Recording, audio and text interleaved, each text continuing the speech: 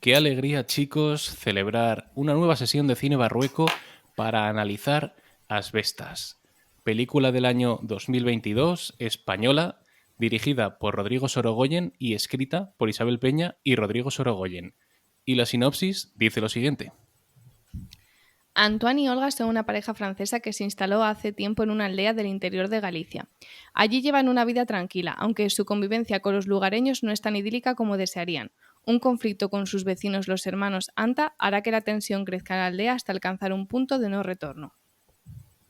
Y para analizar Asbestas, regresa al Cine Barrueco nuestro experto ya definitivo en cine español, que es Fernando Lobo. Bienvenido una vez más. Muchas gracias. ¿Qué tal? ¿Qué tal estáis? Como siempre, pues un placer, ¿no? Siempre que hablamos de cine español lo hacemos con muy buenas películas. Hoy no es una excepción, así que genial, vamos, encantado. Este programa ha sido un poco improvisado porque habíamos hablado en privado tú y yo de comentar que si una, que si otra, no lo diré por si vienen al cine Barrueco, pero te escribí que el año del cine español había sido buenísimo, que estas Vestas era como el colofón y la guinda a este pastel de uno de los mejores años del cine español que se recuerda, y creo que no solo conviene hablar de Asbestas, que será la película que analicemos hoy, sino también que me ayudes a hacer este pequeño repaso al año del cine español, mencionando algunas de las cintas más celebradas, sin spoilers, pero ¿qué crees que ha sido destacado en este año? Bueno, yo creo que estamos ante quizás el mejor año para el cine español de la historia. Fíjate lo que estoy diciendo. Son quizás palabras mayores, pero estamos ante una retahíla de títulos o muy notables o incluso sobresalientes, ¿no?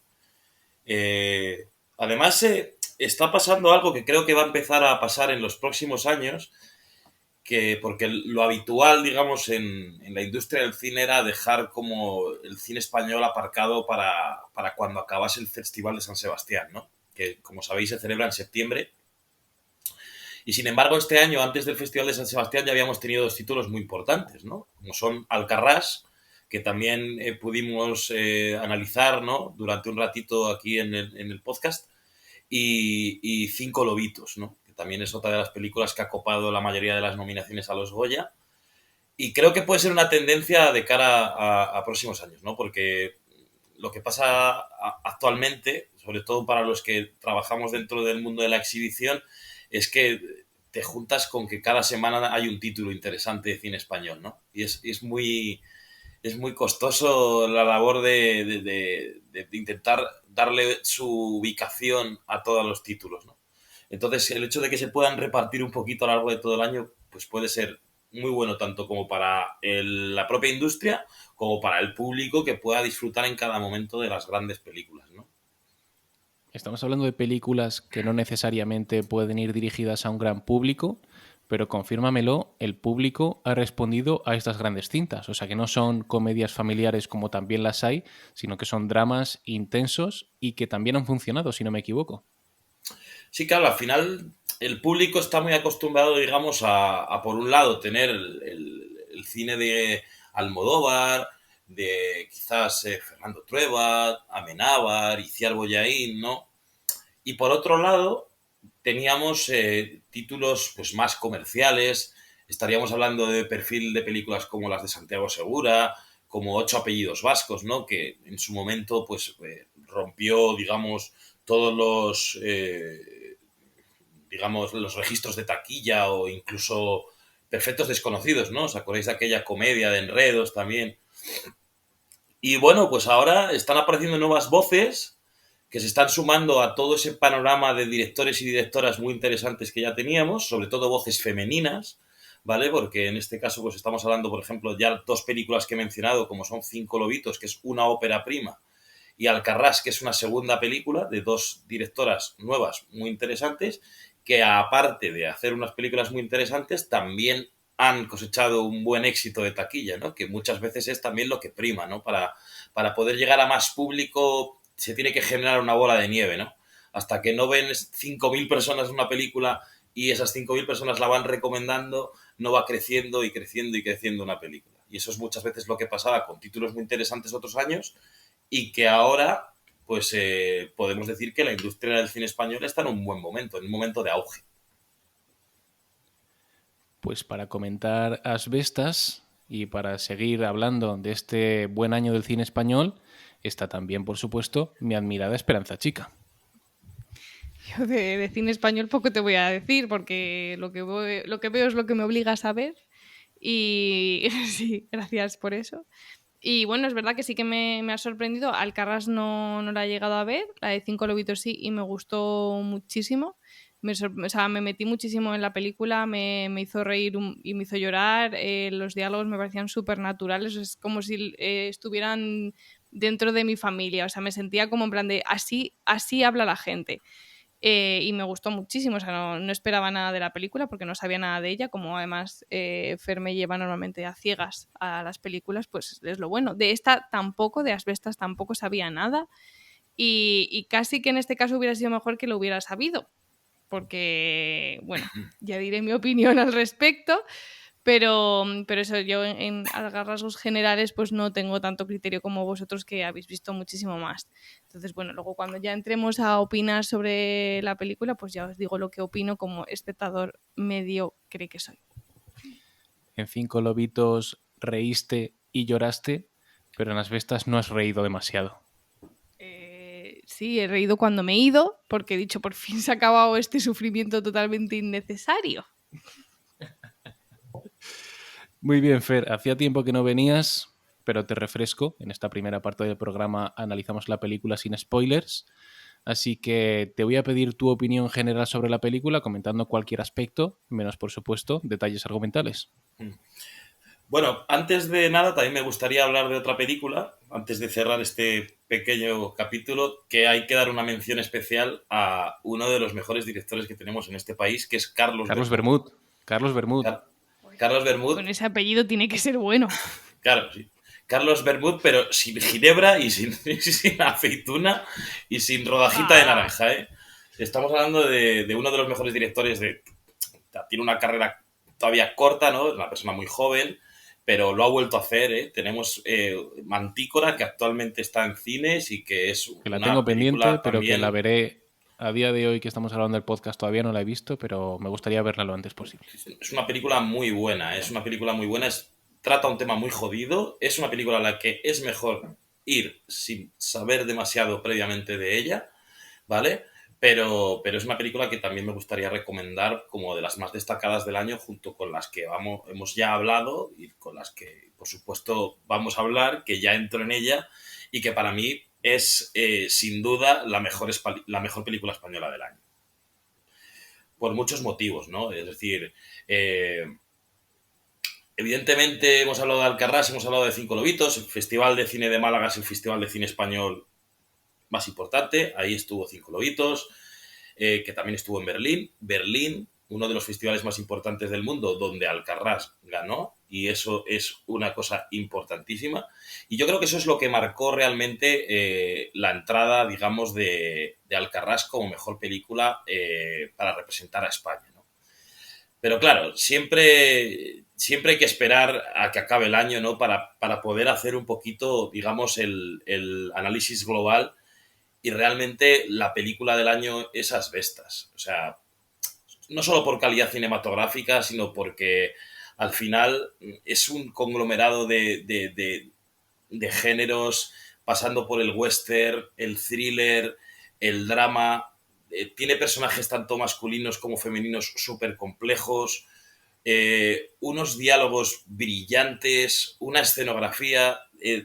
lo complicado que ha tenido que ser rodar, ¿no? Porque está rodada en una aldea de León, aunque se supone que la película nos traslada a una aldea gallega. Está rodada en una aldea de León con toda la problemática a nivel de producción que eso conlleva. Entonces yo creo que a todos los niveles estamos ante una película que si no es redonda, poco le falta. Y ese es mi... Muy bien, Fer. digamos, perfecto. Mi primer análisis así un poquito global de la película. Ahora ya imagino que iremos entrando en detalle, pero bueno, para comenzar, pues ese es mi prólogo. Continuamos con Esperanza. A ver, quiero dar mi opinión sin que ningún entendido del cine se enfade demasiado conmigo, ¿vale? Va a ser muy complicado porque yo soy una persona muy emocional, esta película es muy emocional, entonces claro, para mí el apartado técnico, que si bien es muy valioso y dice mucho de la película y obviamente todo lo que ha analizado Fer es la esencia, claro, a mí lo que es la historia, sin entrar en spoilers, como espectador medio emocional, claro, la película está tan bien hecha que me introduce muy bien en la película. ¿Qué pasa? Que para mí la película es un sufrimiento constante. O sea, yo no puedo estar 2 horas llorando. O sea, es que no es sano para mí. Me duele la cabeza de tanto llorar. Y empecé a llorar desde antes de la mitad de la película. Entonces, la película está muy bien hecha, pero la historia es necesario que sea tan dolorosa. O sea, casi que hubiera preferido que estuviera peor hecha para que me pudiera salir de la película y no me doliera tanto todo lo que estaba viendo. O sea, es verdad que eso es un punto a favor de, fíjate lo buena que es la película, que te metes muchísimo y vives con los personajes lo que está pasando, pero claro, cuando eres tan emocional y, ojo, que he hablado con más gente que la ha visto y hemos comentado que precisamente eso, que si la tuviéramos que recomendar, no la recomendábamos no porque la película no fuera muy buena película, sino por el sufrimiento que supone verla. O sea, yo no es una película que vaya a volver a ver y mi hermana María, hola María, que nos escucha mucho, le solemos recomendar películas y yo esta cuando salí del cine le dije, no vayas a verla ni loca. O sea, no vayas. Es que yo os entiendo a vosotros como entendidos del cine, pero entendedme a mí como espectador medio, ¿vale? O sea, yo soy una persona que voy por la historia, si está mejor, si está bien montada, mejor, más me transmitirá, más me gustará, pero claro, es que esta historia es solo un drama.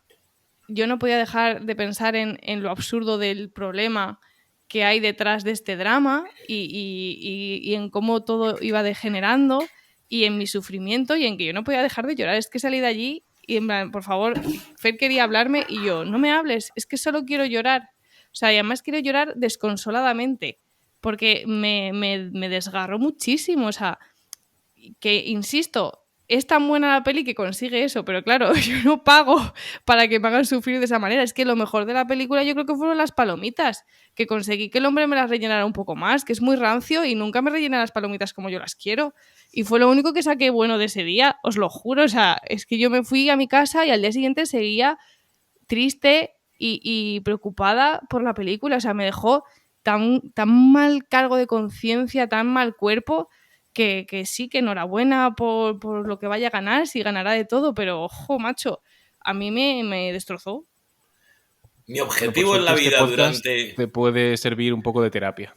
Mi objetivo en la vida durante los próximos 50 minutos es intentar convencer, no convencer, sino, porque ella ya está convencida, sino que Esperanza entienda que todos los motivos que ha dado por los cuales lo pasó mal son los motivos por los cuales lo pasó bien. Ese es mi próximo, es mi objetivo en la vida durante los próximos 50 minutos. Bueno, esa es la esencia del cine de terror. Cómo pasarlo bien con algo que te lo hace pasar mal, al final. Es la esencia del cine en general, si me apuras. Es decir, la esencia del cine, ¿cuál es? La de, aparte de ser una industria que genere beneficios económicos, evidentemente, que hasta ahí estaremos de acuerdo, la esencia del cine es que tú pagues una entrada para que sientas emociones, sean cuales sean. Evidentemente, si tú vas a ver una comedia, ¿qué esperas de una comedia? Divertirte, pasar un buen rato, reírte a carcajadas o estar con una sonrisa permanente. Incluso salir con un buen sabor de boca del cine. Cuando tú vas a ver una película de terror, yo creo que la premisa es que esa película te remueva, te genere inquietud, en función de tu sensibilidad, que incluso te genere terror, propiamente dicho. Y si vas a ver una película como Asbestas, la sensación tiene que ser la que tú tuviste. O sea, objetivo conseguido. Pero tú entiéndeme, te he dicho que yo fui a ciegas. O sea, que yo estaba comprando la entrada sin saber qué coño estaba comprando. Claro, entonces yo no iba preparada mentalmente para este drama. Y yo no sabía que estaba basado. Es que ya cuando encima me entero que está basado en hechos reales, es que yo ya me quería morir del todo. O sea, dije, no puede ser, esto no puede haber pasado de verdad. No puede ser la vida tan absurda. Bueno, de hecho, en Netflix está el documental. En Cierto, Netflix podéis ver cierto. el documental en el que está basado, o sea, el documental basado en la historia en la que está basada la película. Que el documental no lo veáis antes de la película porque os la va a spoilear. Disfrutad la película y luego veis el documental. ¿Pero qué disfrutar? ¿Pero qué disfrutar? ¿Que os va el sado o qué? Lo que dices de ir al cine sin saber nada es como mi sueño, ¿no? Porque al final los que somos cinéfilos leemos, escuchamos podcasts, vemos videoanálisis y llegamos a la película a veces tan contaminados que ojalá en alguna ocasión yo fuera al cine sin saber nada de la película porque al final es la esencia pura del cine y de la experiencia de espectador. Así que de nada, por eso.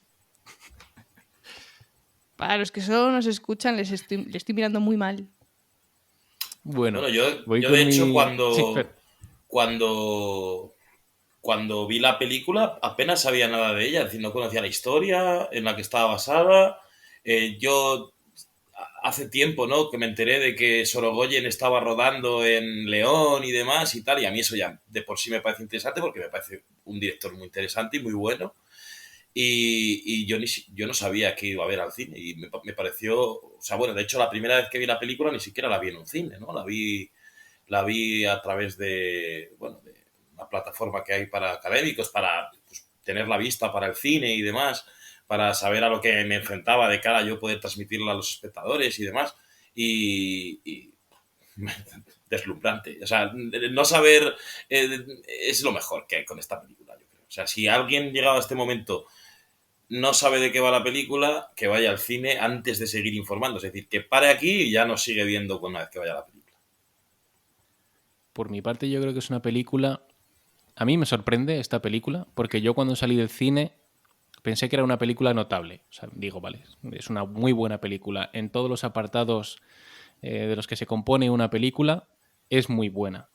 Pero hay un cambio a mitad de película que lo analizaremos después en la parte con spoilers, que a mí me sorprendió y en ese momento pensé que la sorpresa era negativa, que a mí me había hecho pensar que la película empeoraba en ese último tercio, pero cuando lo he ido pensando me he dado cuenta de que ese cambio es el que la hace diferente al resto, porque la película podría haber continuado siendo una escalada y de repente cambia de tercio y eso es lo que la hace especial. Eso ya lo comentaré más adelante, porque si no ya sería comentar destripes argumentales. Y luego ya quería comentar sobre todo la dirección de Sorogoyen. Yo le he podido ver, he visto Que Dios nos perdone, he visto El Reino, he visto Antidisturbios, me falta alguna, lo sé. Y lo que me ha gustado ha sido contemplar su evolución como director. Él era un director muy trepidante, siempre con la cámara en mano, además que las historias que él dirigía se prestaban bastante a ello, muy tendente al plano secuencia, y aquí su evolución, en lugar de complejizar su estilo, lo simplifica y lo hace más sencillo. Y esto te enseña mucho como espectador, cómo un director no tiene que hacerse cada vez más complicado y más rocambolesco, sino que su evolución en este caso, no sé si también llevado por la historia que estaba narrando, le ha llevado a ser un director muy sencillo, que economiza en los planos, que siempre pone la cámara donde debe y que deja ese gran angular y esa cámara en mano tan trepidante para simplemente contar.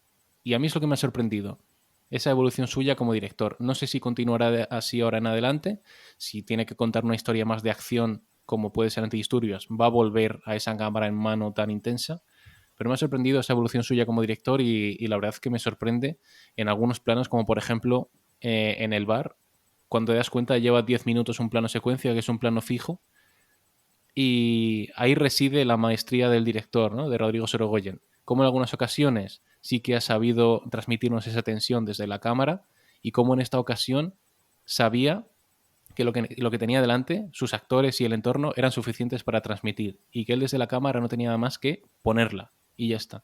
Y a mí es lo que más me ha gustado. No sé, Fer, qué te ha parecido a ti, sobre todo me interesa que comentes que tú seguramente hayas visto todas las pelis del director. ¿Qué te ha parecido ese cambio repentino? ¿No? Porque has visto Antidisturbios seguro, El Reino, que estuvo nominada a los Goya y ganó muchos premios. ¿Cómo cambia en estas vistas? Bueno, yo creo que Sorogoyen es un tipo muy inteligente. Hace poco lo he podido conocer en el cine, ¿no? Que hemos estado tuvimos un encuentro con él posterior a la película donde charlamos sobre ella y demás con el público y demás, y bueno, él nos contó muchas cosas, ¿no?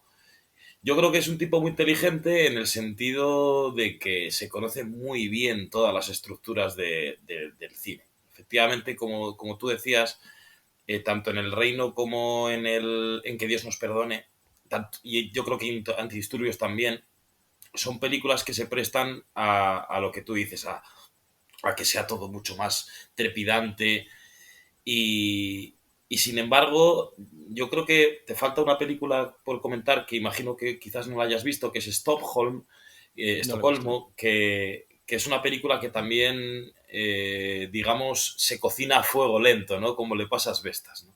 Asbestas es un increchendo constante, desde el principio va creciendo, creciendo, a todos los niveles, la tensión, ¿no? Esos combates dialécticos cada vez son más, digamos, cada vez calan más, cada vez te van como pellizcando más las entrañas y evidentemente estamos ante un director que yo creo que sobre todo la gran parte del trabajo también se realiza en el guión, ¿no?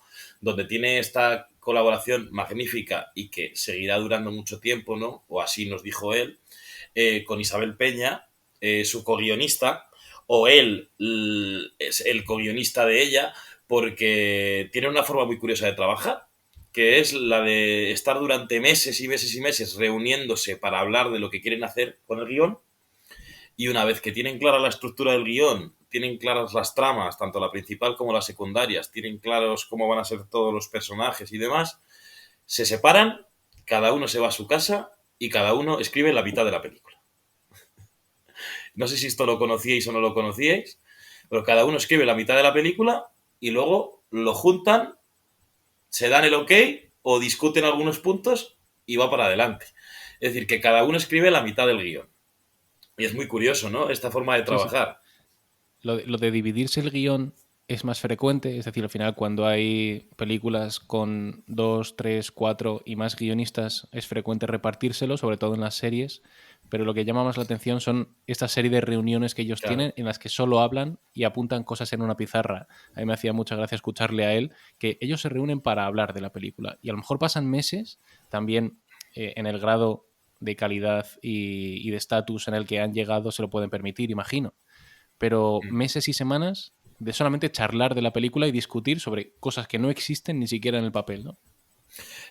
Claro, al final, quiero decir, ellos le van dando forma a todo. Y al final, claro, es su trabajo. Muchas veces tenemos que entender que el trabajo de hacer un guión, y bueno, tú, Fer, creo que lo sabes, ¿no? De sobra, es un trabajo, quiero decir. O sea, aunque tú no estés en ese momento, digamos, eh, teniendo un horario de oficina o un horario normal, pero todas esas reuniones que tienen durante todos esos meses forman parte del trabajo, ¿no? Ya en ese momento, pues la película o el guión está en una fase de desarrollo en la que supongo que ha habido digamos, una ayuda para ese desarrollo de ese guión, ¿no? Y no sé, a mí me pareció muy interesante cómo lo contó. Todo ese tipo de reuniones en las que pues le van dando forma a cada personaje, se dan cuenta de qué personaje puede aportar. Y yo creo que Rodrigo Sorogoyen en ese punto ya está imaginándose cómo es la película, ¿no? O sea, primero es qué película quiero hacer, ¿vale? ¿Qué quiero transmitir? ¿Cómo quiero que sea? ¿Qué género quiero que tenga? ¿Cómo voy a contar esta historia? ¿Sabes? Y en quién me voy a centrar, cómo voy a generar esto. Entonces, una vez que tienes claro toda la estructura del guión, que en este caso pues, es una película que tiene, desde mi punto de vista, tiene dos desenlaces, ¿no? Que eso está muy guay. A mí me gustan mucho las películas, creo que las has comentado tú antes y luego después lo comentaremos, que hacia la mitad un poquito más avanzada de la película tiene un primer desenlace y luego comienza un nuevo nudo con un nuevo desenlace, ¿no? Entonces, claro, toda esa estructura conlleva un trabajo brutal y yo creo que, vamos, que además tiene pinta de que Rodrigo es uno de esos directores pues que tiene todo muy claro antes de ir al rodaje, ¿no? Y más si cabe en este caso, porque a nivel de producción, como también comentaba antes en la introducción, es complicado, ¿no? Depender del tiempo, depender del estado de la aldea y demás. Supongo que constantemente con barro, rodar en el bosque, rodar con lluvia, rodar... Son muchas inclemencias como para no ir a un rodaje con todo muy claro. Y creo que al final está tan bien trabajada la película previamente que consigue que el producto final pues sea muy bueno. Yo creo, Fer y Esperanza, que la charla se encamina hacia la zona con spoilers, pero antes estrenamos la sección en la sesión en la que analizamos Blade Runner. Está el test Voight-Kampff, que es el test que determina si un ser es replicante o no. Es la prueba en la que Rick Deckard somete a los replicantes para identificar si realmente lo son o no. Fer se sometió a este test no con el nombre que tiene ahora y con el que le hemos dado ahora. En Drive My Car nos comentó un poquito qué película le gustaba, qué cine le gustaba, cuáles eran sus fetiches y sus manías, pero de la que no sabemos sus gustos es de Esperanza Chica. Así que vas a ser sometida al test Voight-Kampff. Pero estamos seguros de que es humana, ¿no? O sea, no Es es lo una que vamos a replicante, ¿no? intentar saber ahora. Ah, vale, la prueba esta es para saber si es humana o es una replicante. Uf. Eso es. Fijo que es algo replicante. Nada, al final este test consiste en conocer los gustos de los que venís al Cine Barrueco a compartir esta horita con nosotros. Así que vamos a ver de qué palo va Esperanza Chica. Ya te lo digo, te va a salir mitad humano, mitad pura maldad. Vamos allá. Lo primero de todo, película favorita.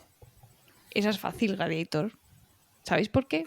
Porque gana el bueno. Eso es una buena película de venganza que acaba bien. La venganza es buena, chicos. Esa película es muy buena película. ¿Cuánto daño ¿Quieres que hizo me Walt extienda más? Disney? ¿Cuánto daño hizo Walt Disney, ¿Con la venganza? con los finales felices? Hombre, a ver, yo digo Gladiator acaba bien. Es agridulce, Sí, realmente. la verdad es que es un buen drama, Russell. Esto, Gladiator es una película en la que también se pasa mal, ¿eh? Pero el final te lo venden como feliz, porque en realidad Ridley Scott te pone que él se reúne con su familia y tal, pero en el fondo la realización de la película es que él acaba en paz. Un poquito trampa, ¿no? Sí, sí, pero a mí sobre todo lo que me gusta es que consigue vengarse, que para mí es la parte importante. Y además que Russell Crowe se parece un montón a mi padre si mi padre estuviera un poquito más delgado y claro, pues le tengo especial cariño. Es mi padre más delgado y con pelo. Un saludo. ¿Te gusta Gladiator porque... Vale, cuidadito con los spoilers, ¿no? Pero porque ahí sientes que hay una venganza, que hay una justicia. Sí, sí. O sea, creo que es precisamente lo que me gusta es eso, que es una venganza que se ejecuta bien y que acaba en buen término, porque no puedo entrar en spoilers. Ni de esta peli ni de aquella. O bueno, de aquella ya han pasado muchos años. El que no la haya visto todavía, que se ponga las pilas. Pero sí, me gusta por eso, porque me gusta un personaje que tiene un objetivo y me encanta pues cuando se quita el casco y dice quién es y ahí se te ponen los pelos de punta y tú por favor que lo mates ya. Bueno, pero este no es el podcast de Gladiator. Vamos con tu género de cine favorito. Uf, esa es difícil. Bueno, claro, es que como hay muchos géneros que todavía no he probado, no sé. Diría que, bueno, claro, es que me estaba yendo a libros de aventuras y medieval, pero claro, eso es más de libro que de película. De película Bueno, está el es género de ciencia ficción. aventuras. Sí, yo creo que sí, de aventuras, de ciencia ficción, de mundos inventados y de la historia del héroe.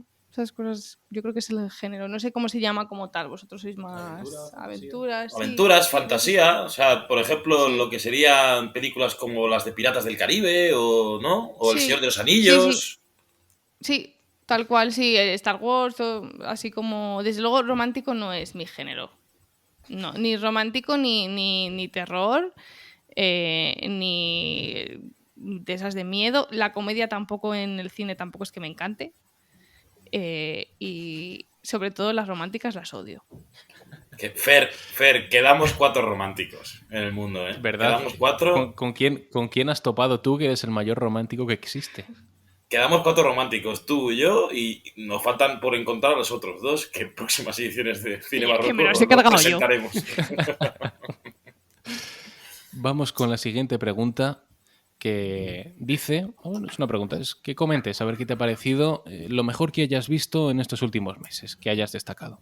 A ti, mi amor. Y luego... pero No, tú venga. Pero de serie no, claro, de película No, tiene en que general. ser. Venga, serie también. Es que en realidad, claro, no es lo mismo lo mejor que he visto últimamente que lo que estoy viendo ahora. Claro, todavía no lo he terminado, entonces no puedo decir. Claro, es que veo muchas cosas. No sé, me tendrías que haber dado estas preguntas antes para que me las preparara un poco, porque así ahora mismo... es que en realidad las series que he visto últimamente son bastante malas. La que me está gustando mucho es la de miércoles, pero The Crown está malísima. ¿Estás pensando en alto? Sí, estoy pensando en voz alta. Y de Los películas... Serrano. Imagina que dice Los Serrano. ¿Qué es lo mejor que has visto en los es el últimos mejor meses? final. Los Serrano. Ana y los 7. Es que estoy pensando qué películas... Es que, a ver, si estas bestas, si es muy buena película, pero yo no la quiero ver. ¿Qué? La de 5 lobitos me gustó mucho porque me reí un montón y también lloré, pero sobre todo me gustó que hubiera esa dualidad de que también me riera. No era sufrimiento gratuito. Es que, claro, el de ver en el cine, sí, y de ver aquí en casa también, sí. Nos quedamos con 5 lobitos, que además creo que está disponible en Filmin, si no me equivoco, a día de hoy que grabamos el podcast. ¿Vas a comisión? Es posible que esté en alguna plataforma más, ¿eh?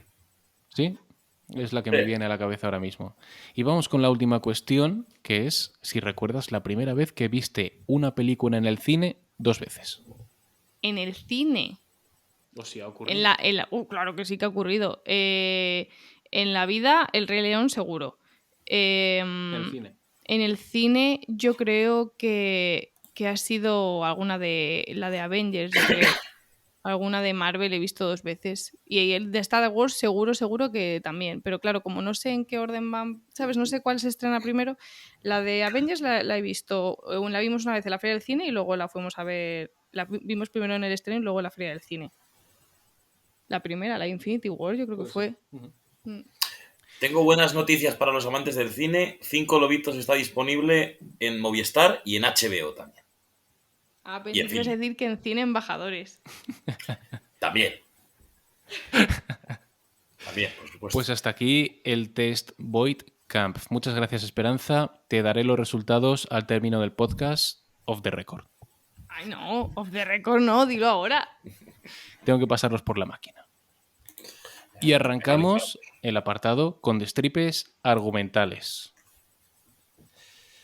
No sé si, Fer, te apetece comenzar comentando ese giro que ocurre no a mitad de película, sino un poco más adelante, que cambia la película por completo, que deja de ser un thriller rural para ser un drama costumbrista. ¿Qué destacas de ese giro que para mí es lo más destacado? Porque la película podría haber sido un increscendo, como has comentado tú, constante hasta el final, hasta un clímax violento que no ocurre. La película cambia de repente, asesinan al protagonista y... ¡Hala! Estamos ya en zona. Macho, ¿eh? Y pasa a protagonizar la película Olga, que es la mujer del protagonista. Y la seguimos a ella durante al menos 40 o 50 minutos. Bueno, y además Olga, ¿no? El personaje que hace esta actriz francesa maravillosa, realmente luego, si lo piensas, es la verdadera protagonista de la película, ¿no? Como siempre, digamos, y esto lo podemos llevar a la vida cotidiana también, y cómo pasaba también en Cinco Lobitos, que bueno, es una película de la que estamos mencionando recurrentemente, ¿no? Siempre el peso de las situaciones familiares, el peso de las situaciones laborales, de los dramas de pareja y demás, siempre lo llevan las mujeres, ¿no? Y que es una cosa que me gusta resaltar porque creo que está intencionadamente hecho así en el guión y por supuesto luego en el montaje de la película, ¿no?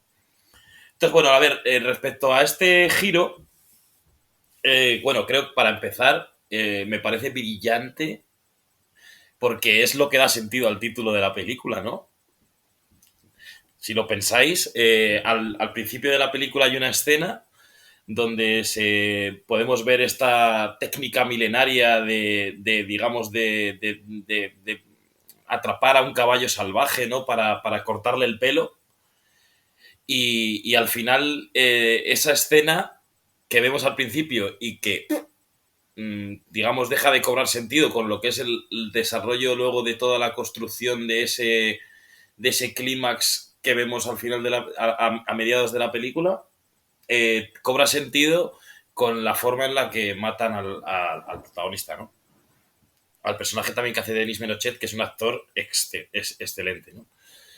Entonces, bueno, pues ahí me parece que eso es una genialidad de nuevo. O sea, hacer eso, poner como ese cebito al principio de la película, en el cual te están dando como pie a que pienses en el título y luego esa escena en cómo lo matan esos dos aldeanos, ¿no? Cabreados con el francés, como le llaman, ¿no? Le llaman el francés por todo este tema de los molinos eólicos, pues me parece brillante, sinceramente.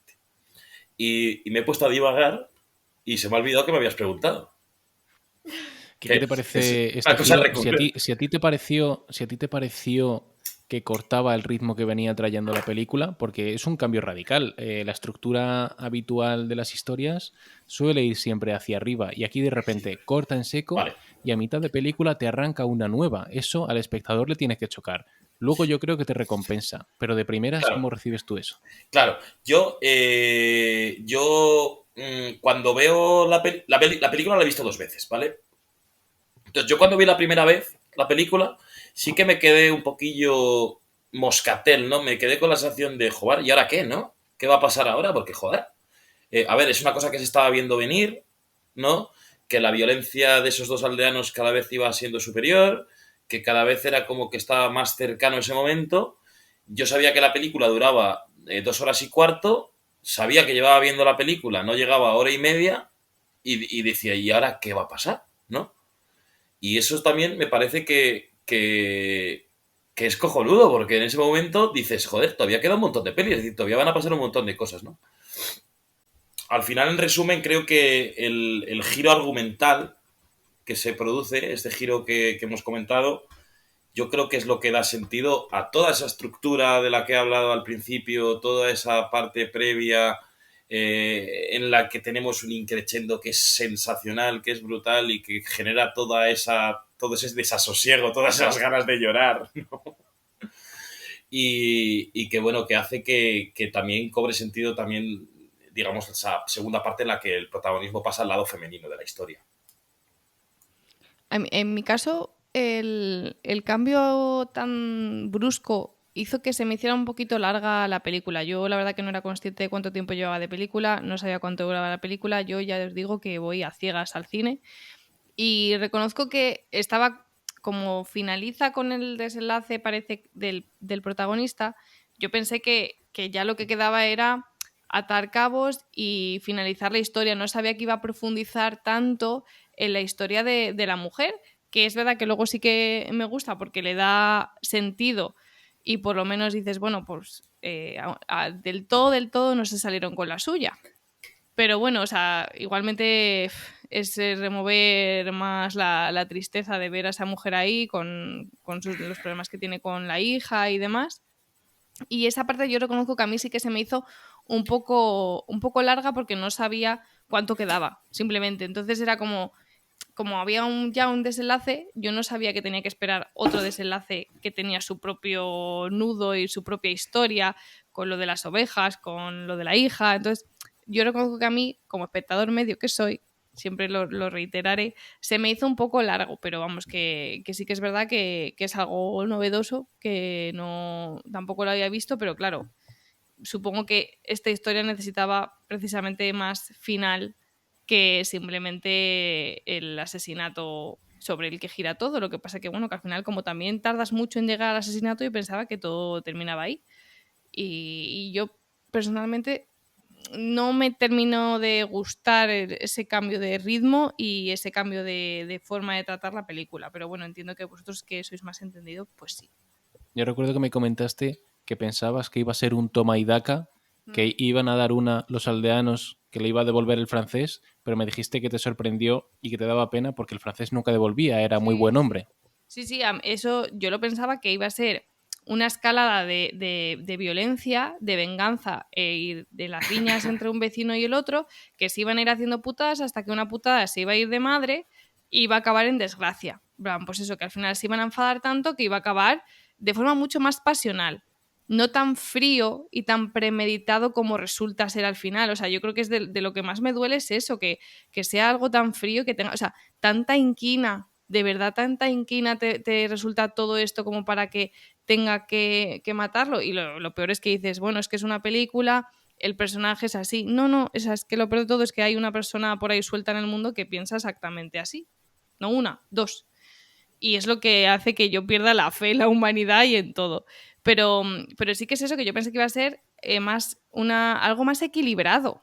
Pero al final, a mí la tristeza que me produce esta película es que es una historia de bullying y de un bullying en el que el bueno, porque es el bueno, no hace más que recibe pero bien, va a las autoridades no hacen nada, está intentando documentarlo para tener pruebas, no se le hace caso, no se le da la importancia que tiene, él nota que el peligro está cada vez más cerca y al final los malos se salen con la suya, porque al final a esa persona le ha costado la vida y lo único bueno que puede sacar es que la mujer se queda ahí y por lo tanto dices, bueno, pues mira, si lo que pretendían era asustarla o amedrentarla para que se fuera, para que dijera, bueno, ya como ya no está mi marido, pues me voy de aquí, no, nada me ata aquí, que siga ahí, a mí me da satisfacción, pero a la vez pienso en que esa señora tiene que vivir al lado de los asesinos de su marido. Entonces, es que claro, es que aquí no, el bien no gana, gana el mal y gana de una forma totalmente injusta. Entonces, claro, ¿cómo me va a gustar el mensaje de esta película? Y encima, que además toda la inquina me resulta de lo más absurda. O sea, yo no podía dejar de pensar, por favor, que vendan ya la finca, aunque sea por 2 duros y estén en la ruina. Véndela, la vida vale más que eso. Tu vida vale más que lo que tú quieras ganarte la vida en esa agricultura o en otra. Mira, de verdad, véndelo, aunque pierdas dinero. Te quitas a estos vecinos que están zumbados de encima, porque al final, si te matan, eso no tiene vuelta atrás. Que te estropeen la cosecha, pues ya recuperaré. Y ya recuperar el dinero o no lo ganaré, ya veré qué hago. Pero sigo vivo, tengo una oportunidad, pero contra la muerte no puedes retornar, no tiene ninguna solución. O sea, como, véndela, quítate a los vecinos que están zumbados, que están mal de la cabeza y vive tu vida en otro sitio que al final vale que ellos quisieran por algo sentimental estar en ese valle, pero realmente es como de, mira, de verdad, vete a otro donde haya gente normal, porque es que en ese valle desde luego que esa gente está zumbada y además todo el pueblo, o sea, les tenía miedo todo el pueblo, te lo ponen en la primera escena cuando está discutiendo con uno del pueblo y el hombre en plan de, mira, te están dando la razón para que te calles porque eres muy pesado, tienes que tener la razón siempre y encima era muy agresivo y, o sea, que el perfil ya te lo ponen desde el principio, que todo el pueblo le tenía miedo y le coge inquina a este como se la podría haber cogido a cualquier otro. Pero es que yo no dejaba de pensar en lo mucho que yo quería abrazar a Antoine, de verdad, y decirle, Antoine, vete, de verdad, tu vida vale más que este trozo de tierra aquí en medio de la nada. O sea, ¿han ganado? Sí, han ganado, pero tú sigues vivo. Ahora descansa.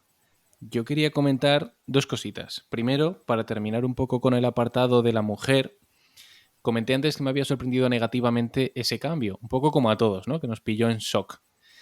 Pero luego, eso ya más en frío, pensando en la película, a mí me genera interés, saber por qué han hecho esto, ¿no? Por qué han hecho algo que está fuera de toda convención.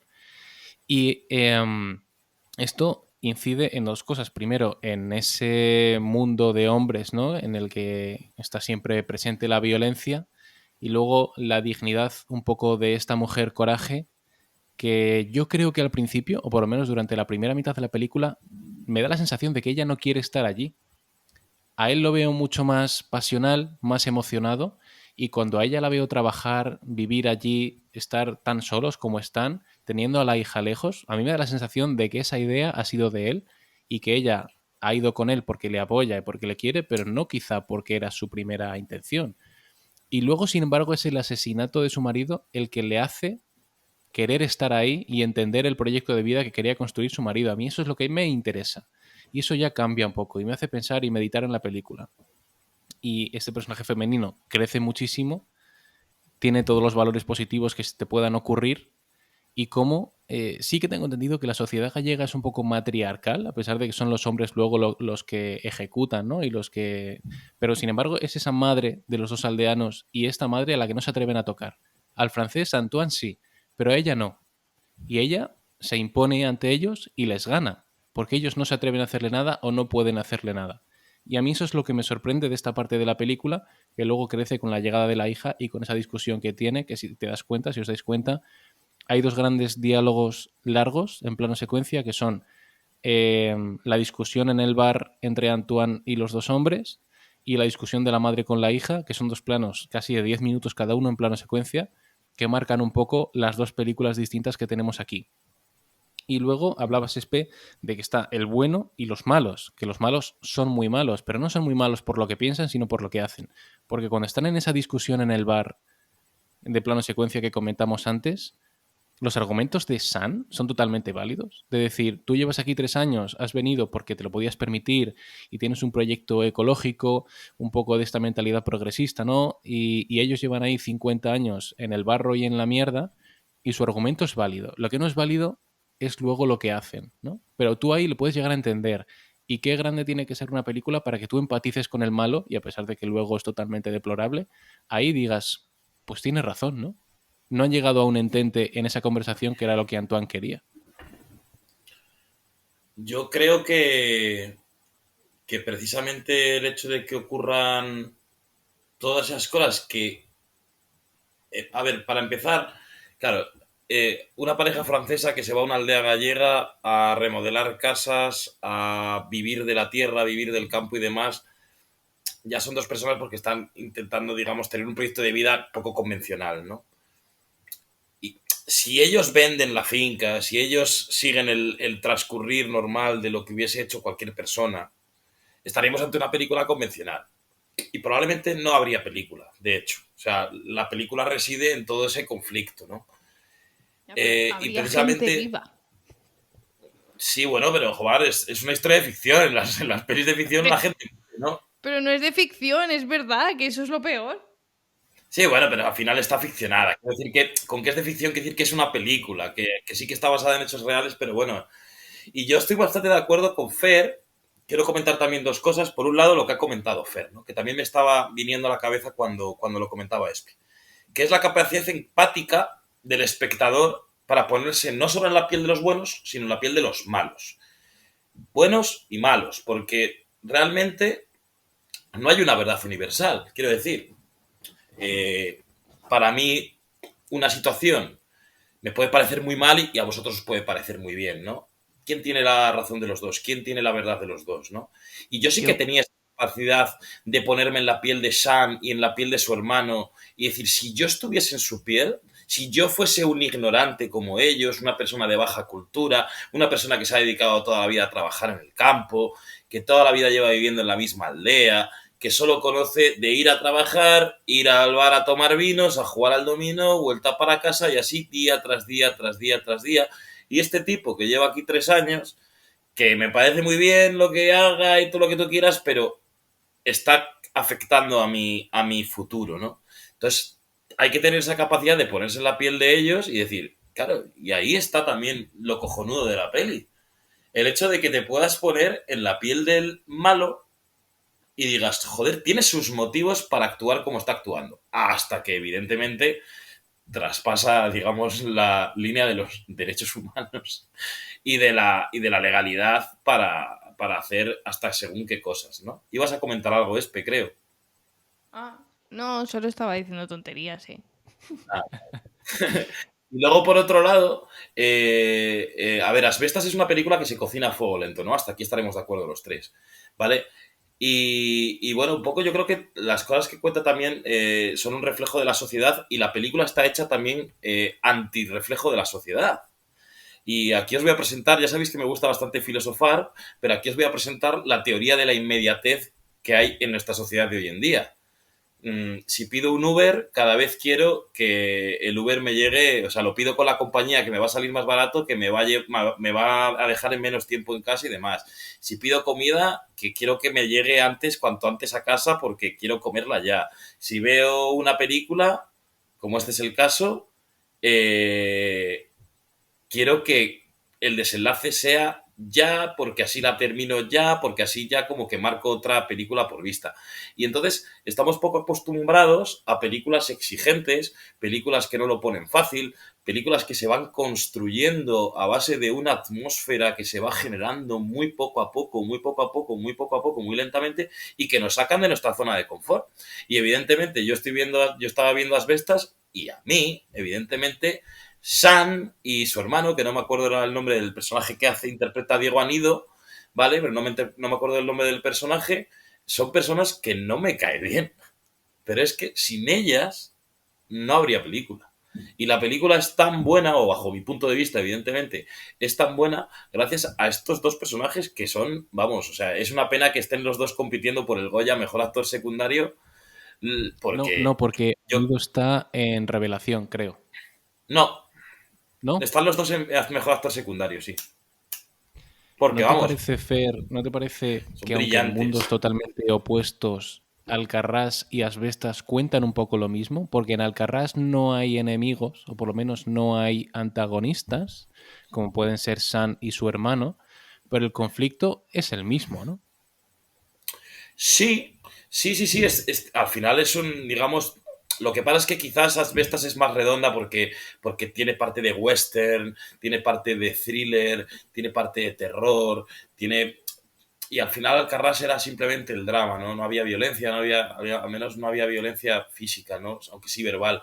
Pero sí que contar un poquito también una especie de drama rural en el cual hay una situación, digamos, del sistema capitalista que afecta a una serie de personajes.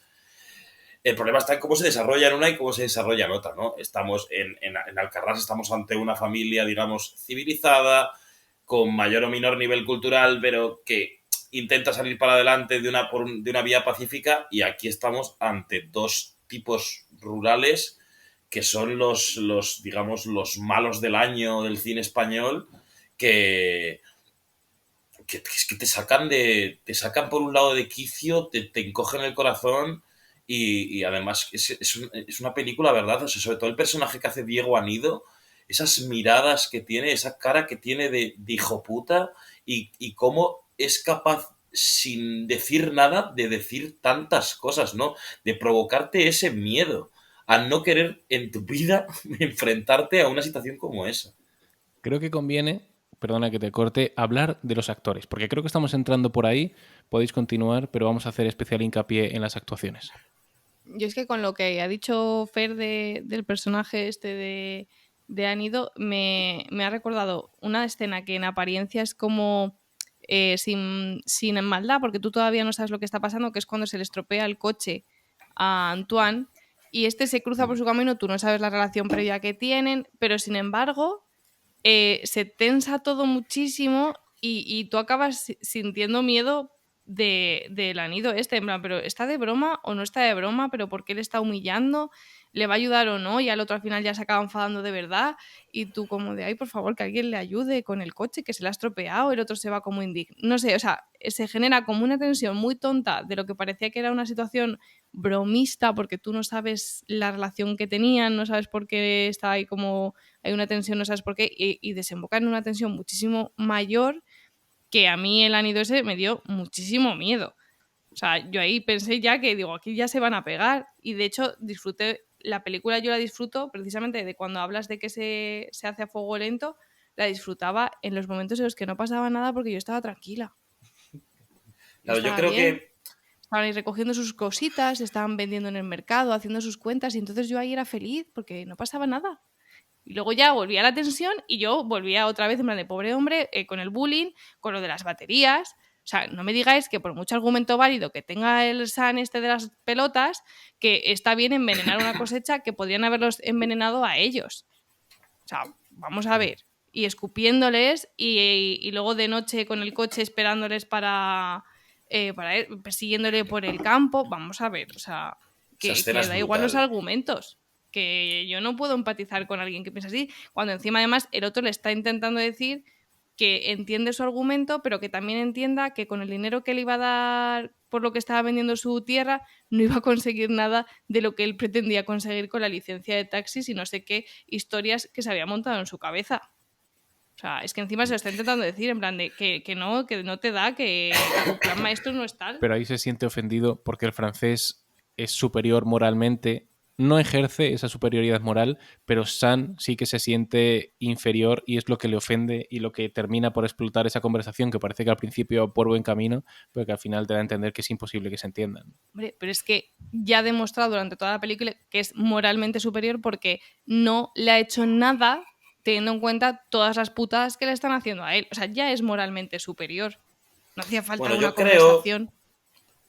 yo creo que efectivamente existe esa superioridad moral, pero yo creo que el personaje de Shan, que es el actor Luis Zaera, que es un actor maravilloso, al que normalmente siempre, por desgracia, le vemos en papeles secundarios, pero quizás tiene ese rol, ¿no? Como le pasa a otros actores como Manolo Solo y demás, actores muy buenos que existen en este país, pero que nunca tienen la oportunidad de tener papeles protagonistas, pues porque siempre los tienen los Luis Tosar, los Antonio de la Torre, los Javier Gutiérrez y demás, pero son actores igual de buenos, ¿no? Y aquí se lo quita un Yo creo que francés.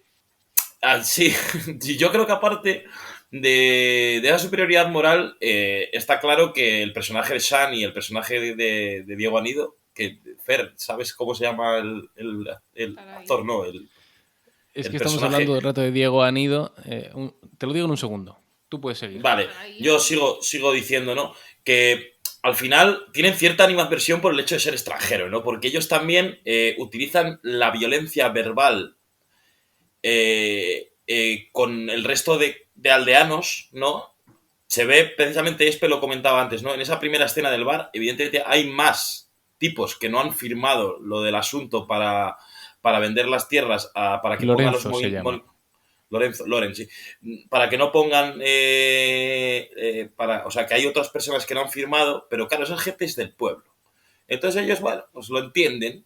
O sea, no están de acuerdo, utilizan esa violencia verbal, ellos son como los putos amos del pueblo, son los más brutos, son los mejores al dominó, son los que más beben, tienen controlado como tal. Entonces dicen, aquí realmente el que está tocando los cojones es el francés, porque es el que ha venido de fuera y si conseguimos que el francés firme, los demás van a firmar, ¿no?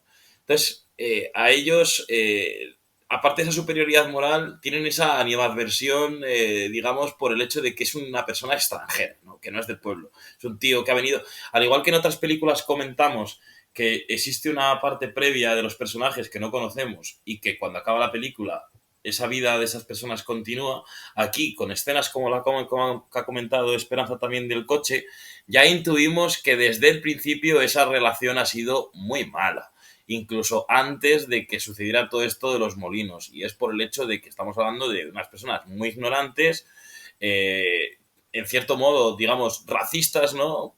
Y que no tienen esa sensación, ese sentimiento de convivencia que se presupone de personas, digamos, pues como podemos ser nosotros, ¿no? O como incluso puede ser la propia pareja francesa. Antes de entrar en la zona de escenas favoritas, vamos a hacer una última ronda por si hay algo que se nos haya quedado en el tintero. Decirlo ahora.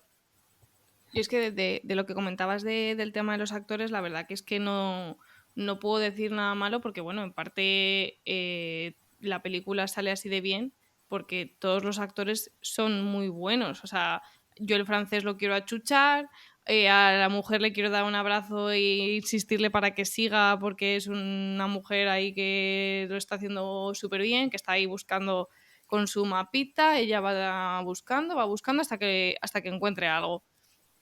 Porque en principio solo ha desaparecido. Y si no hay cuerpo, no hay delito. Con lo cual, ella tiene su objetivo. Y ella, si se tiene que peinar el monte entero, se lo peina. Entonces, como actrices y como actores, es que son muy buenos. La chica y bueno, los dos malos son muy buenos. El único que se escapa un poco ahí es el que hereda de su tío que muere. Ese, parece que sí, el señorito que no sé, de Madrid venía, el señorito parece que lo han sacado de El secreto de Puente Viejo. O sea, yo hubo un momento en el que dije, ¿va a salir por aquí la Mega Montaner para contarme que tiene una hija secreta o algo así? Porque es que era como, oh, bueno, encantado de estar aquí. Qué bueno este café. Ya me diréis. Es como, ¿por qué cantas? ¿Qué haces? La gente no habla así, yo no hablo así. Gracias a Dios, porque es que me darían ganas de pegarme. O sea, es que menos mal que lo echa rápido, porque el chaval lo hace fatal. No sé, yo creo que le debían un favor a alguien y le han metido porque yo no sé por qué han puesto a ese pobre actor que la verdad que debería dedicarse a otra cosa. Bueno, vamos a dejar un poco en paz a este hombre, pero sí que es cierto que a mí me choca. O sea, está siendo la película tan excelente a nivel actoral que entra ese hombre y a mí me sacó, o sea, me hizo darme cuenta de que estaba viendo una película. Resulta ridículo. Y luego, bueno, hablando, es que es ridículo, Fer, no pasa nada. Sí, a ver, este hombre tendrá otra profesión, porque no se puede dedicar solo a esto. Y no iba a llegar muy lejos. Y luego otro personaje que tú aquí bien me has señalado y del que no hemos hablado es del puto perro. O sea, ese perro es el peor perro que se han comprado. Es un perro que se va con desconocidos. Muy bien, un premio para el perro. Luego, el perro no encuentra el cadáver, tampoco defiende a su amo, pero es capaz de volver a su casa.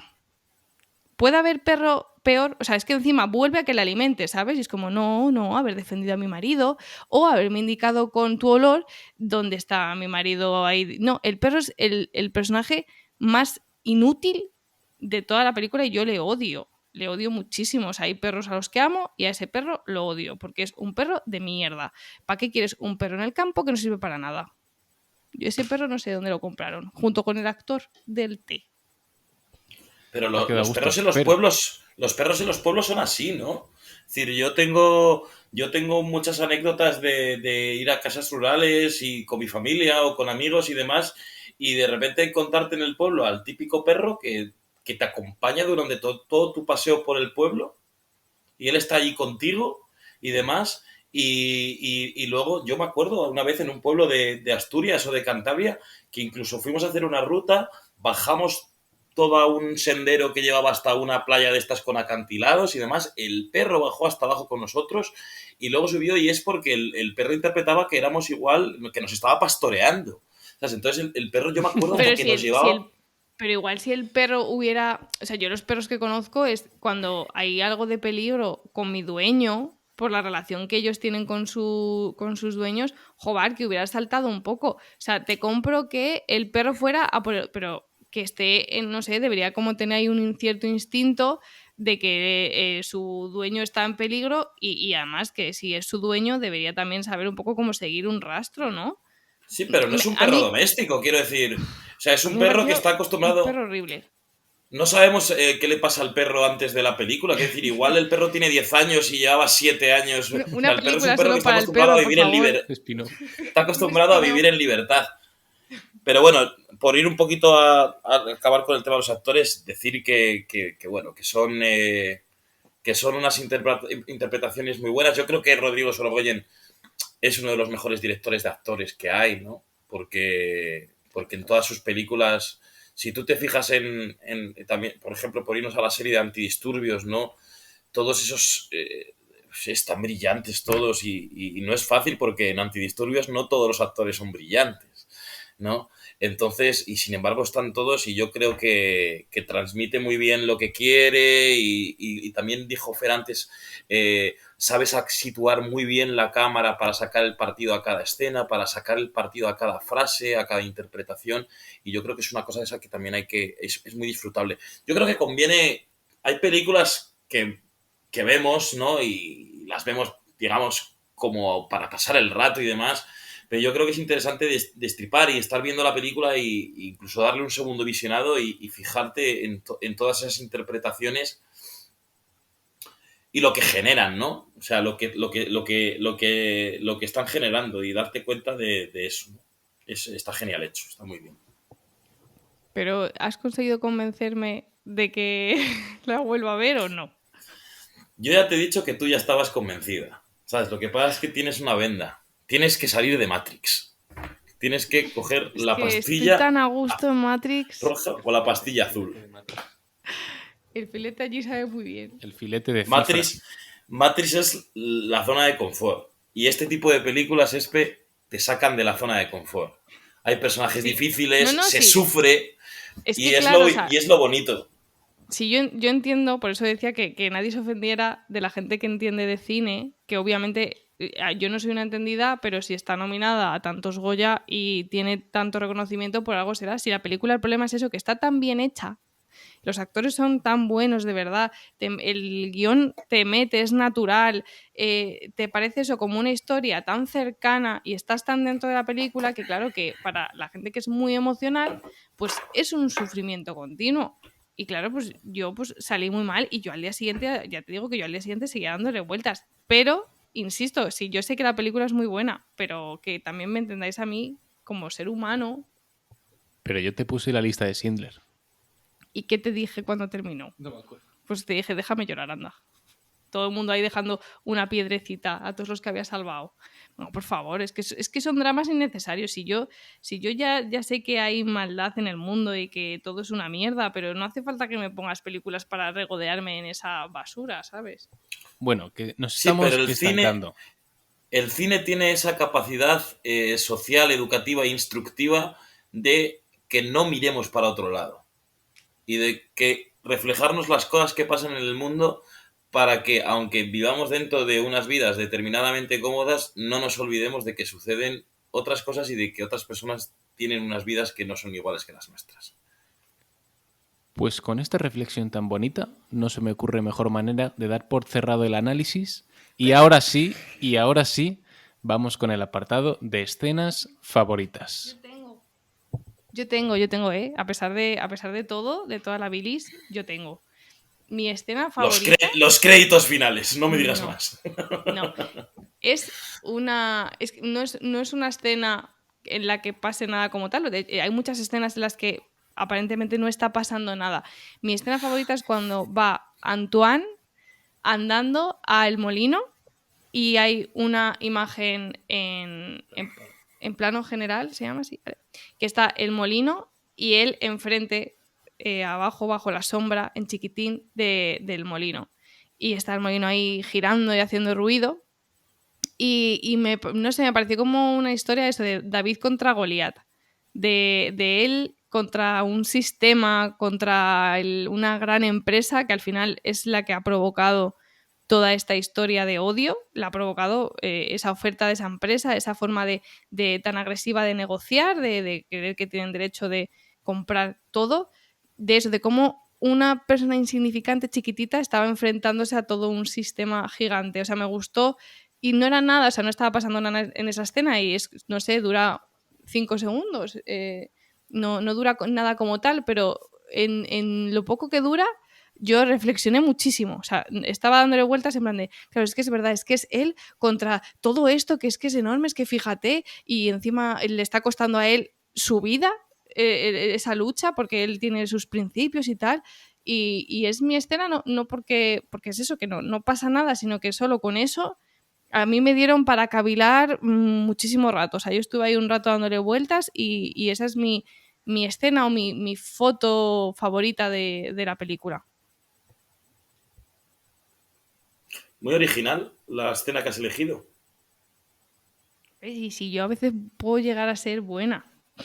A ver, esta es la magia del cine, que al final dices, no pasa nada, pero un plano en silencio sin diálogo te está contando buena parte de la película, ¿no? Esto es lo único que el cine puede lograr, imagino también otras artes gráficas, pero por ejemplo, esto en la literatura no puede ocurrir, te lo tiene que describir. Aquí una imagen te está contando el principal conflicto que subyace en la película. Eso es lo que hace del cine un arte, ¿no? Cada arte, digamos, cada disciplina artística tiene una particularidad y la única que es capaz de describirte con imágenes en movimiento unas sensaciones, unos sentimientos, un ecosistema, digamos, sentimental es precisamente el cine, ¿no? Precisamente lo que ha dicho Fer, que con silencio y una cámara grabando 4 detallitos, ser capaz de transmitir tanto, ¿no? Fer, vamos con la tuya. Puf, bueno, como siempre vengo aquí a pecho descubierto y sin nada preparado, ¿no? Probablemente si dentro de 2 horas volviésemos a grabar esto, te diría otra cosa. Probablemente si lo hubiéramos grabado después de ver la película por primera vez te diría otra y probablemente tal. Para mí creo que mis escenas favoritas son todas y cada una las voy a unar en una, las que suceden en el bar. Porque me parece que es donde se construyen unos diálogos que me parecen buenísimos. Acabas cansado, o sea, estás como agotado después de una escena de bar porque yo creo que en el cine, ¿no? Y vas cambiando tu postura, te vas poniendo en tensión, los huesos o sea, se te va produciendo tal tensión por el cuerpo que tu cuerpo no está en un estado de relajación, ¿no?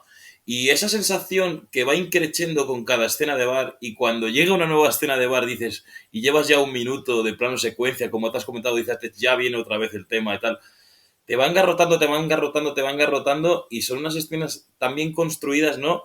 Que yo creo que alcanzan su clímax concretamente en la que, una que has comentado antes, que es la escena en la que están solo los dos hermanos y Sean y Loren con Antoine, ¿no? En la que ya, o sea, está teniendo una conversación que acaba en discusión, en la que el personaje de Luis Zaera no pega ni medio grito. Estamos acostumbrados a tal y que empieza, no me grites, francés, no me grites, no me grites. Esa escena es sensacional, ¿no? Y bueno, por comentar otra, también la escena que ha dicho antes Espe, cuando van volviendo no por la carretera y se encienden esos faros a lo lejos y bajan del coche completamente borrachos, con la cara desfigurada, se acercan al coche. Es que todas esas escenas tienen una particularidad que es que no sabes cómo van a terminar. O sea, En ese porque caso, él le dice a ella, ¿no? Si no estás tú, me matan. si no estás tú me matan y también te dicen, Olga, déjame bajar la ventanilla. Si no bajo la ventanilla no se van a ir. Si no bajo la ventanilla no se van a ir. Y baja la ventanilla finalmente, ¿no? Y es que al final estamos muy acostumbrados a que nos lo pongan tan fácil en el cine que en la mayoría de escenas o cuando estamos a mitad de película ya sabemos un poquito para dónde van a ir los tiros, ¿no? Estamos esperando un poquito a ver cuál va a ser el final y demás, pero bueno, cada escena está como que ya sabes lo que va a pasar, cada conversación te lleva.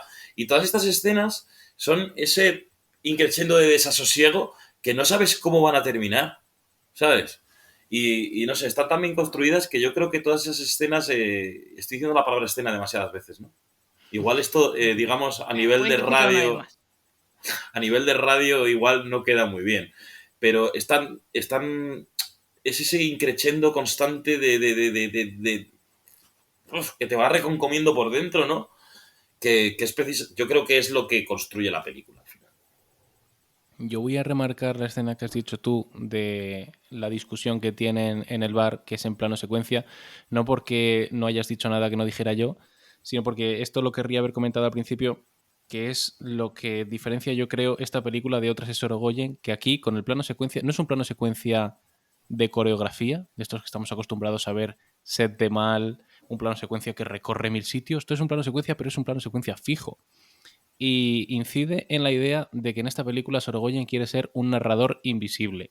¿Esto qué es?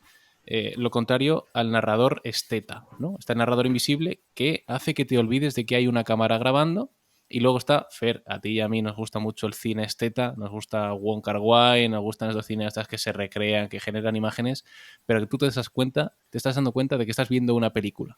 Estás viendo una película que te está transmitiendo cosas, pero estás viendo una película porque sabes que la realidad no es así, no es tan bonita, no es tan elegante, no es tan impactante. Pero aquí elige poner la cámara detrás de la barra. Al principio yo me doy cuenta de, aquí no ha cortado, pero luego me meto tanto en la escena que se me olvida que no ha terminado de cortar, o sea, que ha seguido. En otra película, quizá con un cineasta con menos galones, le habrían obligado a poner ese plano máster, que es el que sale aquí, y un plano contra plano, ¿no? Una cara del francés, cara de San, cara del francés, cara de San. le habrían dicho los productores, aquí el espectador se te va a cansar, ¿eh? Aquí tienes que poner un corte porque si no se va a aburrir. Pero como ya tiene esta categoría, dice, la voy a poner aquí y la interpretación de ellos va a ser suficiente. Y a mí es lo que me maravilla de esa escena. Estoy sonriendo porque me parece brillante el análisis que acabas de hacer de esa escena. Porque, a ver, seguramente la película esté grabada con plano contra plano y incluso con 3 cámaras.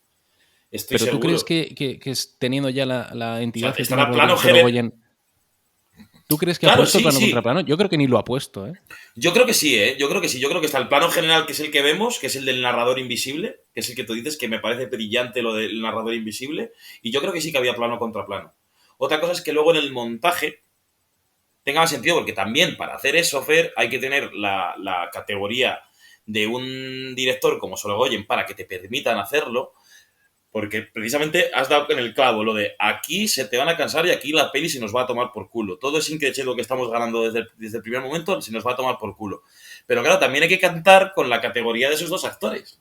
Entonces tú no sabes luego en el montaje final, porque tú no te ves en ese momento la escena. Tú grabas 1, 2, 3 tomas, 7 tomas, las que tú consideres oportunas, ¿vale? Pero tú no sabes cómo va luego quedar en el montaje final con el resto de piezas. Entonces tienes que grabar plano contra plano, seguro. Seguro, seguro, seguro. Pero bueno, en serio, me parece ya a partir de aquí solo podemos ir a peor. Porque esta me parece que ha sido el análisis Y lo brillante. más bonito... Solo por comentar Dime, un dime. detalle lo que has dicho del plano. Al final es un plano secuencia, pero es un plano fijo. Ujú. Que eso también es muy interesante, ¿no? No sé si hay zooms y No, demás, no, no. Es plano o fijo. es plano fijo, ¿no? Claro, Sí. yo creo que, o sea, el plano secuencia en todas las películas siempre el director lo hace por algo. A veces sale mejor, a veces sale peor. Y yo me acuerdo, por ejemplo, un plano secuencia que es muy, muy, muy, muy diferente a este, porque precisamente es todo lo que no tiene un plano secuencia, todo lo que no tiene este, que es un plano fijo, que es probablemente el mejor de los últimos años, que fue en Birdman, en la película de Iñárritu. Ese plano secuencia que hay maravilloso, que va entrando por todo el teatro y demás, y es justo todo lo contrario. En ese plano secuencia, lo que nos quería era presentar a un sinfín de personajes, llevarnos por todas las entrañas de ese teatro, ¿no? Ujú. Que era y demás. Y aquí precisamente lo que quiere es crear esa atmósfera recogida, esa oscuridad, esa inquietud, esos sentimientos que afloran por parte de los 3 personajes. Y además es que ya lo del narrador invisible es la clave. Es como, volvemos a lo mismo, ¿no? Pongo la cámara Bueno, aquí, qué bien sabe esto no es situar la mío, ¿eh? cámara. No, no Ya, me voy a dar el mérito. pero lo has dicho de una forma preciosa. A mí lo más bonito que te lo iba a decir antes es que aquí Sorogoyen lo que está demostrando es que confía en el espectador. Porque ahí a lo mejor, no sé si a él le habrán dicho, se te van a aburrir. Y él ha dicho, verás que no. Y el espectador creo que le da la razón en ese caso. Bueno, el Sorogoyen me comentó el otro día en la charla que tuvimos que a él le gusta, como director, ¿no? Al final la película es suya, ¿no? Y a él le gusta, digamos, controlar bastante todas pues, la foto, la música, el montaje, digamos, todas las partes activas de la filmación de una película, pero que deja bastante libertad porque se reúne de gente en la que confía mucho, ¿no? ¿Vale? Entonces, yo creo que aquí seguramente haya bastante labor del montajista, pero cuando tienes un plano secuencia en montaje de este calibre, es labor del director. No, esto se tiene que poner porque fíjate que de puta madre ha quedado y evidentemente es un salto al vacío, lo que tú dices. Vale, yo he construido el proyecto, yo he dirigido la película y tal, pero lo transmitiré al espectador, entonces también hay cierta confianza en el espectador, como tú estás diciendo. Es un salto al vacío, es un penalti con una venda en los ojos. ¿Saldrá bien? Pues claro, ahí hay que confiar, digamos, en la capacidad creativa de los directores y cuando tienes tíos con tanto talento, pues normalmente sale bien, porque Sorogoyen es una persona que tiene mucho talento. En este caso ya solo apuntar que en el plano secuencia de la discusión de la madre con la hija también es muy largo, pero ahí hay movimiento. El movimiento siempre hace que tú estés más atento como espectador y no te aburras. Pero un plano fijo es lo más arriesgado que hay, ¿no? Así como comparación entre ambos.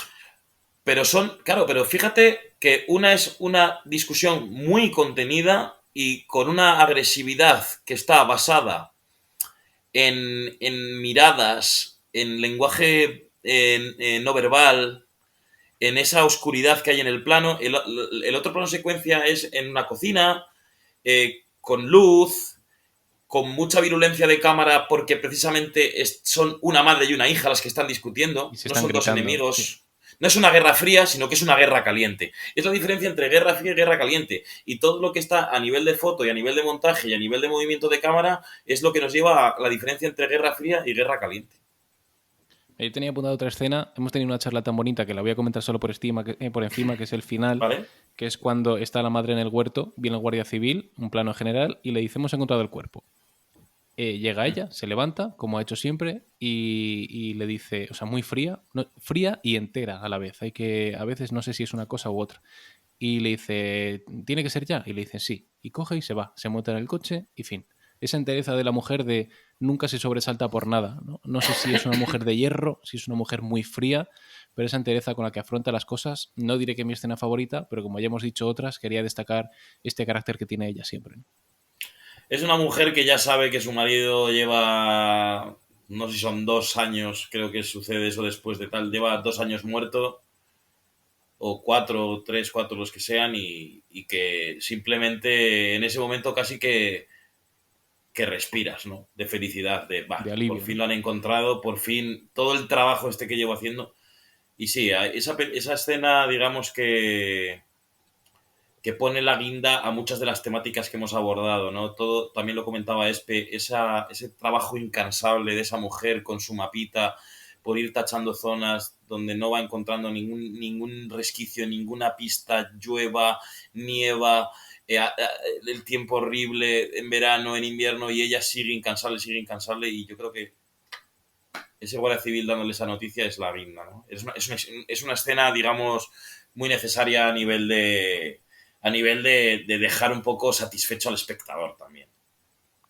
Esperanza, a pesar de todo, ¿a ti esa escena te tranquilizó un poco ya para cerrar?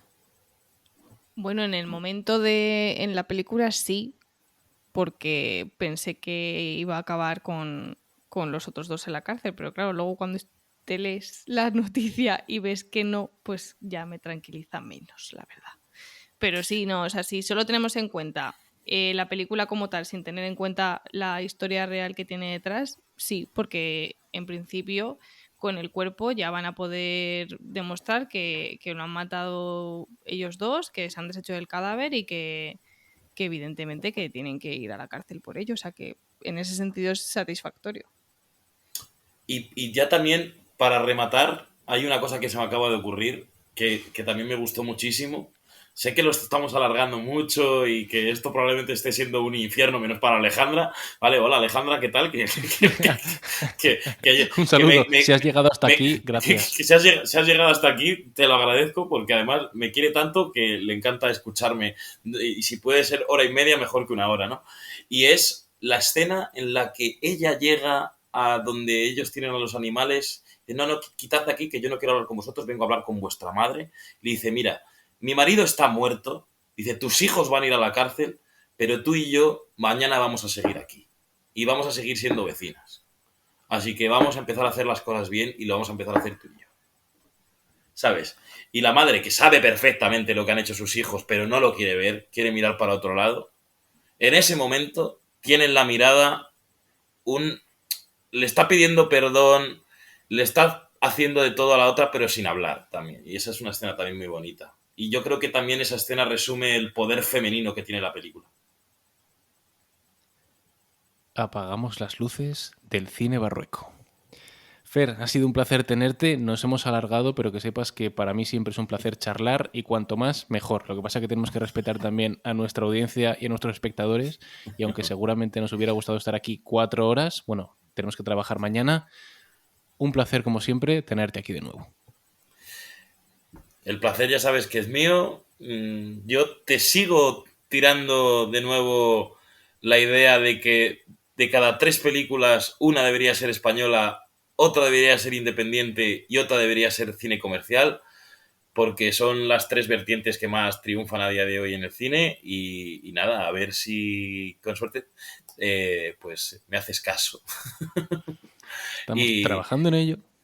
Y yo te tiro... Bueno, vienen películas muy buenas. Vamos a tener un primer trimestre del año con películas brillantes, ¿no? Como El Triángulo de la Tristeza, la ganadora de Cannes. Hay nueva película de Martin McDonagh, que es el director de Tres anuncios a las afueras de Ebbing, Missouri. Estrena Spielberg. Hay películas, estrena Chang-wook Park el 20 de enero, que sé que es un director que también te gusta mucho, entonces yo tengo mucha confianza de que vamos a tener un 2023 brillante de cine y si puede ser mejor que el 2022. Y por supuesto, encantado siempre de estar aquí para seguir hablando de amor, para seguir filosofando y para seguir haciendo chistes durante mucho tiempo. Esperanza, muchas gracias. Solo eso, pues de nada. Escucha, de mí te despides de forma más cariñosa. Yo estoy de acuerdo con Esperanza. Es que de verdad, y me tiene aquí al lado. Es que yo no lo entiendo. Pero es porque ya las palabras sobran y lo mejor es ser breve y que con esas dos palabras, muchas gracias, ya te sientas reconfortado. Como asbestas. Mediante miradas y silencios se puede... Mediante miradas y silencios te está transmitiendo más que a mí con palabras. Pues nada, pues gracias por invitarme otra vez. Y aquí Fernando Esbeck, un servidor, se despide. Muchas gracias por escucharnos. Agradecemos un montón si compartís el podcast, nos ayuda a crecer y nos escuchamos en siguientes sesiones de Cine Barrueco. Un saludo a todos. Adiós, adiós. Gracias, hasta luego.